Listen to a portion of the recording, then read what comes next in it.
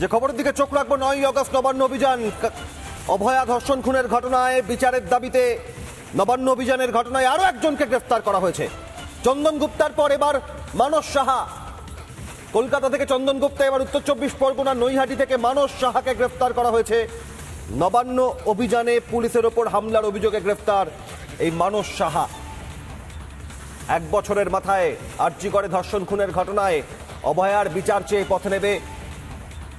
এবার পুলিশের ওপর হামলা, সরকারি সম্পত্তি নষ্ট, একের পর এক ধারায় চন্দন গুপ্তার পর এবার উত্তর 24 পরগনা নৈহাটি থেকে গ্রেফতার মানস সাহা। নবান্ন অভিযানে পুলিশের ওপর হামলার অভিযোগ, আরও এক গ্রেফতার নৈহাটির মানস সাহা। তাকে গ্রেফতার করা হয়েছে নিউ মার্কেট থানার কেসে। গ্রেফতার নিউ মার্কেট থানায় মামলা দায়ের হয়েছিল, তার প্রেক্ষিতে নৈহাটি থেকে গ্রেফতার মানস সাহা। একটা সংখ্যালঘু পরিবারের গায়ে পছন্দ যদি খাপ দাও, গোটা বাংলাতে আগুন জ্বলবে, কেউ আটকাতে পারবে না। কাপ উঠছে দলের, এটা অন্তত মাথায় রাখা উচিত।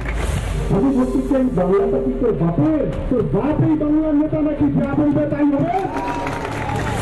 একটা নটোরিয়াস ক্রিমিনাল যে চুরি করে বারে বারে ভোটে যেতে, বাংলাদেশি অনুপ্রবেশকারী ও ভুতুড়ে ভোটার যাদের সম্পদ, সে আবার বড় বড় কথা বলে।